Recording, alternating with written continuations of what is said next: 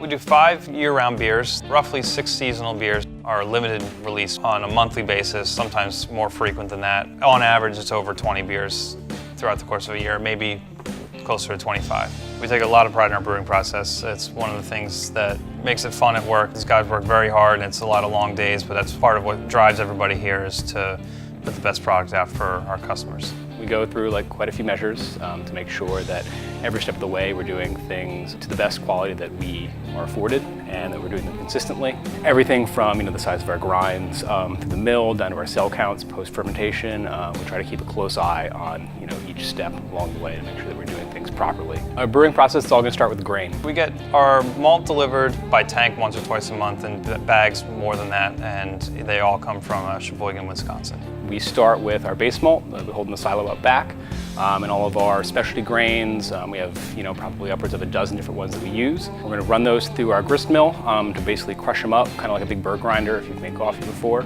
Those are going to go up into our grist case where all those kind of come together.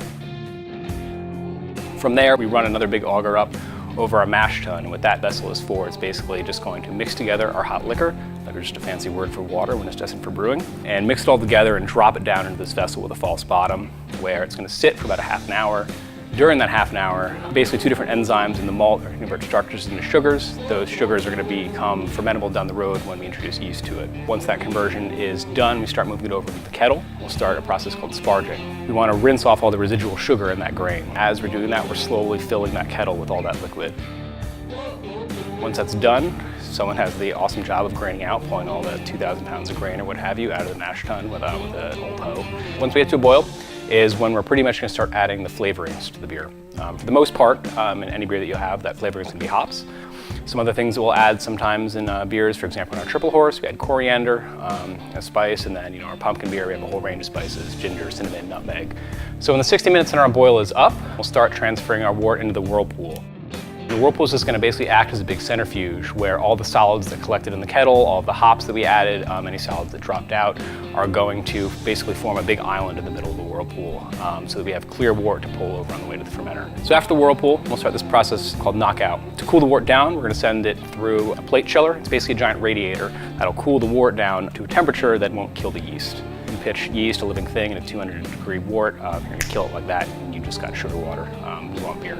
Once we've got a tank full of wort and got yeast, it's really when the process of making beer starts. It's kind of an old adage that brewers make wort and yeast makes beer, and that's where that happens. During the first 24 hours or so, the yeast will get going, not doing a whole lot yet, after which hit something called high krausen. It's when the yeast is really going. We'll start to see our blow-offs, spit and foam. We know fermentation's really going on. We got sugars being converted to alcohol. That's basically the primary process involved in fermentation. That's what we want, that's what makes it beer. Other byproducts are a handful of different esters and phenols that kind of give different beers their character. If you ever had anything Belgian, the banana or spice character, hefts. On the flip side, you get something like a Pilsner that's super clean. Those are really all things that are determined by the yeast that you use. It's hard to underestimate how much yeast influences the final product of beer. The process of fermentation itself will take about a week. We take measurements every day of something called specific gravity. It's basically a measure of how much sugar is in the beer. We'll put a little bit of pressure on the tanks and we'll crash them down to 32 degrees. We'll do a condition for ales generally about a week and for our lagers up to 4 weeks. So after the tank's crashed, basically we'll have all of our yeast at the bottom. We'll have what's basically called bright beer, beer removed from the yeast. So we want to rack that off the top. We don't want to pull any of that yeast over to what's going to become our packaged beer. So they'll move over to what are appropriately named bright tanks. To carbonate it, we have something called a carb stone.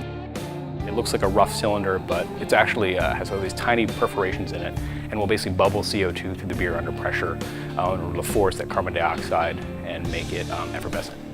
So now the beer is cold, it's carbonated, it's clean, and it's ready to package, ready to drink.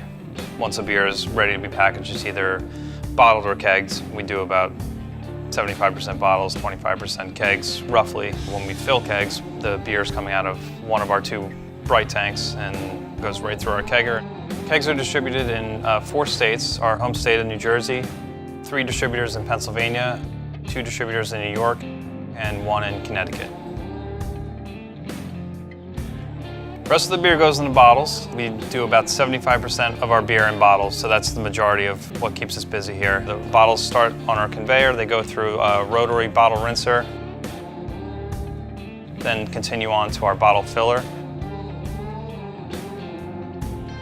fill roughly around 60 bottles a minute.